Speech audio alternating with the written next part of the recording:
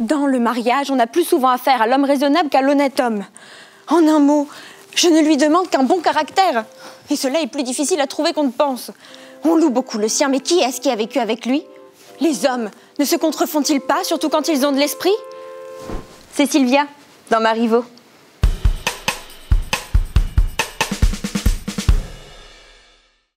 Parfois, on se demande si l'on tombe amoureux par hasard ou si l'on choisit vraiment la personne que l'on aime.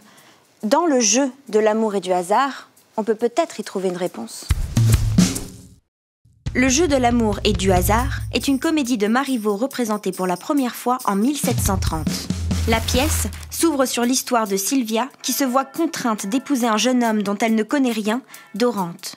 Elle va négocier avec son père de le rencontrer déguisé, afin de mieux connaître son caractère et ses intentions avant toute décision. Elle échange alors sa place avec Lisette, sa servante.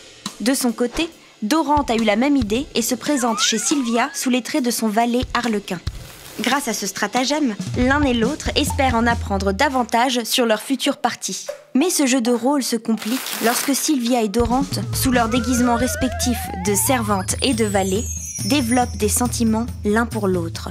Ils se retrouvent tous deux confrontés à un dilemme. Suivre les attentes de leur classe sociale et épouser leur noble prétendant pour qui ils ne ressentent rien, ou écouter les battements de leur cœur. De leur côté, Lisette et Arlequin s'entichent l'un de l'autre, chacun étant persuadé qu'un mariage avec une personne riche et prospère les attend.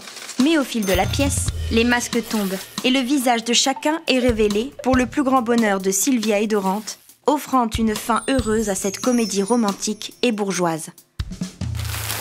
Marivaux était un expert des dialogues. Un mot a même été créé à partir de son style, le marivaudage.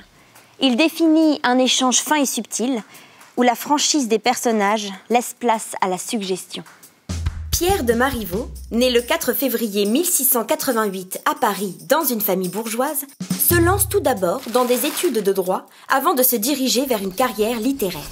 En 1717, il épouse Colombe Bologne, fille d'un riche avocat qui lui apporte la sécurité financière nécessaire à sa vie d'écrivain.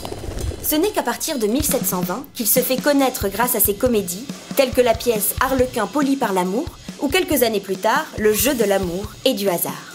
Comme beaucoup d'auteurs que le temps sépare de nous, seules ses œuvres lui subsistent. Et malgré un déclin de popularité suite à son décès, il n'en est pas moins encore aujourd'hui très étudié et très représenté.